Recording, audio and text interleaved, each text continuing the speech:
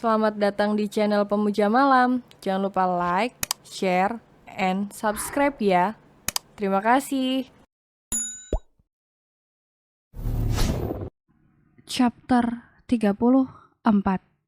Cerita Pembawa Derita. Sony semakin membumbui ceritanya bahwa Ditya ngeri membayangkan punya istri. Tapi Sony masih bercerita sambil menunduk seolah sedang membayangkan nasibnya selama punya istri. Kau tahu, saat pulang kerja itu rasanya sangat melelahkan. Ingin dimanja dan disayang-sayang sama istri, kapan perlu minta jatah. Tapi bukan itu yang aku dapat. Malah Viera marah-marah karena kelamaan pulang. Jangankan dimanja, malah ditendang sampai jatuh ke bawah ranjang. Cerita Sony semakin miris. Sampai ditendang presdir, kata Ditya terkejut. Iya, bahkan disuruh tidur di sofa tanpa selimut. Kebayangkan gimana penderitaan memiliki istri? Aku sarankan lebih baik kau berpikir 10 kali untuk menikah. Dan Ditya benar-benar mempertimbangkan untuk menikah mendengar cerita Sony. Ternyata memiliki istri sangat menyiksa dan mereka hanya bersikap manis hanya untuk sebatas pamer. Mungkin kau sering melihat suami itu kalau makan selalu diambilkan makanan oleh istrinya. Iya, itu hanya di depan umumnya saja. Jika di rumah, kamilah para suami yang mengambilkan mereka makan. Jika kau tak percaya, kau bisa tanyakan pada pria yang sudah menikah. Kata Sony semakin memperkuat argumennya agar Ditya semakin percaya. Apakah tidak pernah diambilkan makanan dengan ikhlas tanpa pamrih? Kata Ditya serius, dia selama ini benar-benar tak tahu kehidupan orang berumah tangga. Secara kan selama ini dia hidup sendiri, semenjak kepergian orang tuanya saat dia berumur 17 tahun. Tidak pernah, selalu aku yang mengambilkan Viera makanan. Kalau tidak, akan dihukum gak boleh tidur di sebelahnya. Kata Sony berbohong untuk semakin memperseru cerita. Mereka berdua hanya fokus dengan saling mendengar dan menjawab pertanyaan masing-masing. Tapi mendengar penuturan Sony, orang ketiga yang juga sedari tadi mendengar cerita mereka tanpa mereka sadari sudah tak sanggup menahan emosinya. Pergi Sony saat seseorang menarik telinganya dan mereka berdua mendongak. Sony benar-benar tidak menyadari bahwa Viera ternyata sudah di dalam ruangannya. Sudah pasti dia mendengar sebuah cerita karangan Sony yang begitu indah. Bahkan langsung sampai ke hati Viera. Hingga gadis kecil itu menarik telinga Sony saking emosinya. Sakit sayang, lepasin, kata Sony memohon karena Viera semakin memperkuat cewerannya. Ditya meneguk salivanya dengan susah. Ternyata apa yang dibilang Sony benar. Kalau memiliki istri itu sangat miris, wanita itu sangat kejam. Om Ditya, jangan percaya sama omongan dia. Semua itu gak benar. Dia cerita gitu sama Om Ditya biar Om Ditya takut punya istri dan jadi bujang lapuk. Viera melepaskan cewerannya dan duduk di samping Sony bersiap menghajar pria itu. Punya istri itu enak, ada yang ngurusin. Viera aja urusin dia sampai pakai baju pun Viera bantu. Dan enak aja dia bilang enggak. Viera memukul Sony bertubi-tubi, dia sangat kesal mendengar kata-kata Sony. Sayang, ampun, Sony terus menghindar, tapi Viera terus memukulnya dengan tangan. Dia bilang saat pulang kerja, Viera marah-marah sama dia. Padahal gak ada om. Viera selalu jadi istri yang baik, gak pernah ngelawan dia. Jangankan mukulin, jahatin aja gak pernah. Apalagi tendang dia. Viera terus memukul Sony menumpahkan kekesalannya. Viera benar-benar tak terima dikatain begitu. Ditya mencerah setiap kata-kata Viera. Dia bilang Viera gak kasih dia jatah. Asal om tahu ya, Viera layani dia sampai semalaman. Gak pernah Viera menolak, apalagi gak kasih. Sebegitu patuhnya Viera sama dia. Dan mulut ini enak aja ngomong gak pernah.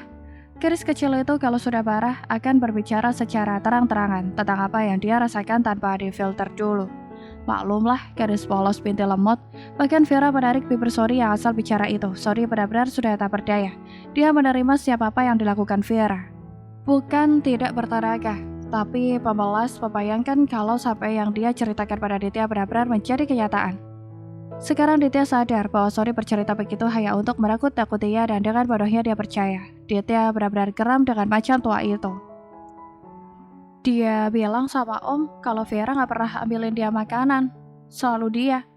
Padahal selama ini Viera gak cuma ambilin, bahkan Viera suapin om. Viera kesal dan tak terima dengan semua ucapan Sony saat Viera berhenti memukulnya. Sayang, cuma nakutin Ditya aja bukan sebenarnya, kata Sony membela diri dan hanya menatap Viera, seolah melupakan Ditya yang juga duduk di sebelahnya. Terus kenapa jelek-jelekin Vera? Kata Vera sewot. Kan biar seru sayang, kata Sori nyengir tanpa dosa. Sepertinya dia lupa kalau masih ada Ditya di sana. Karena dia hanya beratap Vera emosi. Vera yang sempat redam langsung meluap seketika mendengar kata-kata tanpa dosa Sori itu. Enak banget ngomong gitu ya, kata Vera geram membekukan Sony. Macan tua, teriak Ditya geram, hebat sekali Sony mengibulinya. Sampai Ditya ngeri membayangkan punya istri. Habislah aku, batin Sony merintih melihat mereka berdua. Kali ini tak hanya Vera yang memukul Sori, tapi Ditya mengambil bantal sofa dan juga memukul Sori. Haduh, nasib Sony benar-benar miris sama persis dengan ceritanya tadi. Ya, sekuat apapun dia kalau lawan dua orang pasti dia nggak akan bisa, bahkan menghindar tak bisa. Walaupun dipukuli dengan bantal sofa, tetap saja tersiksa. Bahkan miris, bukan sakit, tapi lelah menghindar yang bikin mau nangis. Cerita membawa derita. Sori kehabisan cara, rasanya sangat lelah, jangankan menghindar. Bergerak saja sudah tak sanggup saking lelahnya. Berpikirlah cepat, Son. Batin Sony berpikir keras, memikirkan cara menghentikan mereka yang kesal melihat Sony. Tiba-tiba Sony terbaring lemas di sofa dan yang paling pintar, tadi dia menarik kuat belahan kemejanya. Sampai kancingnya terlepas, bahkan copot saat Ditya dan Vera masih memukulnya. Vera langsung berhenti dan terlihatlah wajah penuh kekhawatirannya. Prestir, kau kenapa? Kata Ditya tak kalah khawatir dan nafas Sony terlihat memburu sepertinya dia sesak. Saat Ditya dan Vera beratap dan melihat kondisi Sony, mereka tersadar apa yang telah mereka lakukan. Karena terlalu geram dan emosi, mereka memukuli Sony habis-habisan tanpa ampun. Sampai Sony lelah menghindar dan apa itu? Kemeja yang dikenakan sampai terbuka. Bahkan kancing sudah terlepas dan copot. Kalian benar-benar tega. Keluar sudah air mata macan tua si tukang ngipul. Bunuh saja aku. Air mata Sony benar-benar jatuh menyayat hati kedua manusia di depannya. Maaf. Vera langsung memeluk Sony. Dia merasa sangat bersalah. Prestir, maafkan aku.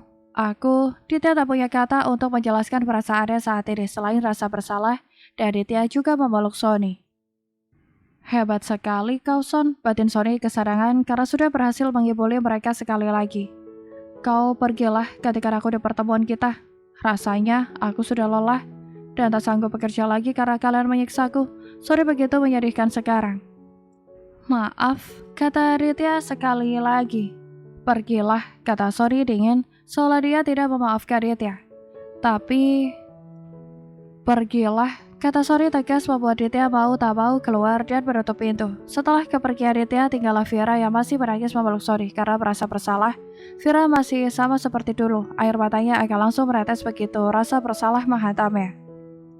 Vera gak mau pergi, Vera berpikir Sony juga mengusirnya. Keberuntungan berpihak padamu, Son. Sony membatin dengan perasaan berbunga-bunga. Pergilah, Sony tahu apa yang harus dia lakukan. Vera sangat polos, jadi sebelum dia ingat untuk marah pada Sony, lebih baik Sony marah padanya dulu. Sony tak bisa membayangkan betapa tersiksanya kalau sampai Vera mencueki, jahat, bahkan tak mau tidur dengannya, bisa uring-uringan dia. Pergilah, kamu kan udah gak sayang sama Pi. Kalau perlu bunuh aja Pi sekalian, kata Sony sok marah dan menyayat hati Vera agar dia semakin lupa akan kemarahannya. Pi, maafin Vera, Pi. Kata Vera memohon, bahkan air matanya terus meleleh tanpa henti. Sepertinya Vera sangat takut Sony marah. Bi mau pulang, kata Sony ketus. Iya, kita pulang. Vera berdiri di sebelah Sony yang sudah berdiri lebih dulu. Bi mau ke kamar rapiin baju, kata Sony berjalan ke kamar yang ada di ruangannya. Biar Vera bantu, kata Vera mengejar. Gak usah, Sony langsung mengunci pintu seolah dia benar-benar marah. Sony sudah bisa membayangkan nanti dipeluk-peluk, dipujuk, disayang, dan diperhatiin sama Vera sebagai bentuk permintaan maaf ya. Bi, bukain. Vera menangis dari luar. Apa? Kata Sony cuek membuka pintu. Dia belum jadi mengganti kemejanya, Vera masuk dan langsung memeluk Sony lalu Sony menutup pintu.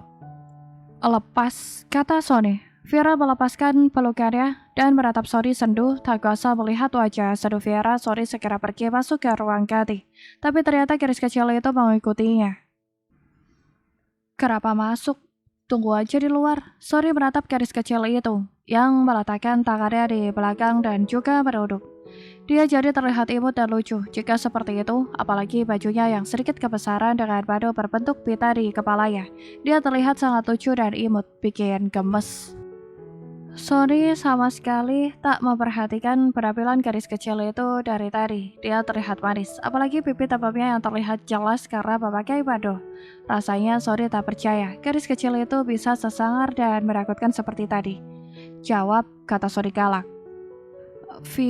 Vera mau bantu Bi ganti baju, kata Vera takut-takut tanpa menatap Sony.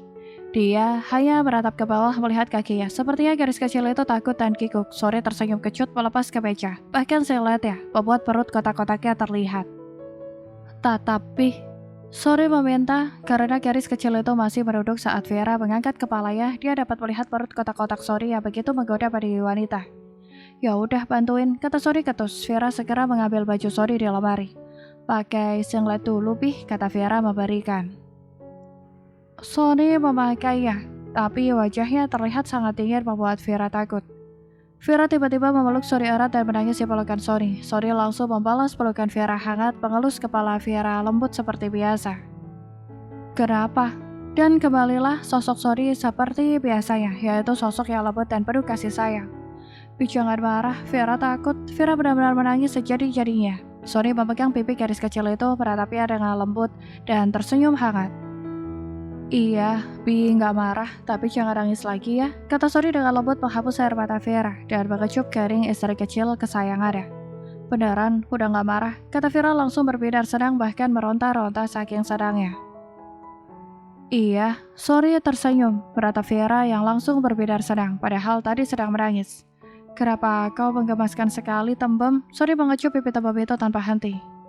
Istrinya berbeda aja dari istri orang lain. Sony tak tega melihatnya menangis, tapi ada satu pertanyaan yang mengganjal di hati Sony.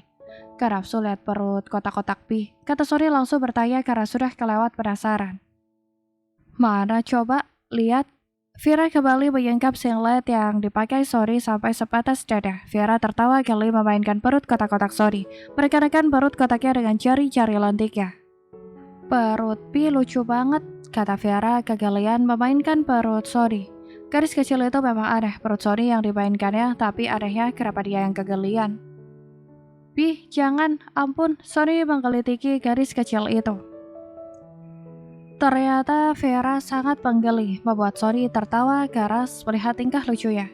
Satu hari setelahnya, sore hari Vera sedang berada di taman belakang bersama beberapa orang bibi yang menemaninya, merawat bunga-bunga yang indah yang tertata rapi di taman itu. Sedangkan Sony belum pulang dari kantor karena ada banyak urusan bisnisnya yang belum selesai. Jadi tadi Sony meminta agar Vera pulang dulu agar bisa istirahat. Tapi bukannya istirahat, gadis kecil itu malah pergi ke taman di sore hari, menyiram dan membersihkannya bersama beberapa bibi yang membantunya. Vera sangat suka merawat bunga dan tanaman hias lainnya. Bibi, bersihin yang di sana, perintah Vera. Baik, Nyonya. Bibi, sebelah sini ya, Vera mau nyiram sebelah sana. Para pelayan sedang mengerjakan tugasnya masing-masing. Sedangkan Vera bergeser ke arah kiri untuk menyiram bunga menggunakan air dari selang di bagian sebelah kiri taman. Di sana, untuk bagian pijakan memang tidak dilapisi keramik, hanya terdiri dari tanah dan kerikil untuk pijakan, serta dirancang menyerupai jenjang untuk menambah keindahan taman. Vera hanya fokus menyiram taman tanpa sadar kaki dan sandal Vera juga sudah basah karenanya, dan tanah tempat Vera berpijak pun mulai menggenang air. Setelah selesai, Vera segera berpindah lagi, tapi Vera terpleset dan terjatuh dengan cukup kuat ke tanah. Nyonya, pengawal dan pelayan segera berlari. Kejadian itu benar-benar di luar kendali mereka. Nyonya nggak apa-apa, kata mereka khawatir dan membantu Vera berdiri. Awalnya Vera merasa baik-baik saja dan akan berdiri, namun darah yang mengalir membasahi kaki Vera membuat Vera ketakutan kenapa bisa ada banyak darah. Astaga, pelayan dan pengawal itu langsung panik memikirkan kemungkinan yang mungkin terjadi. Sakit. Belum hilang ketakutan mereka, tapi mereka semua kembali dikejutkan dengan teriakan dan tangisan Vera yang tiba-tiba histeris sambil memegang perutnya. Perut Vera sakit.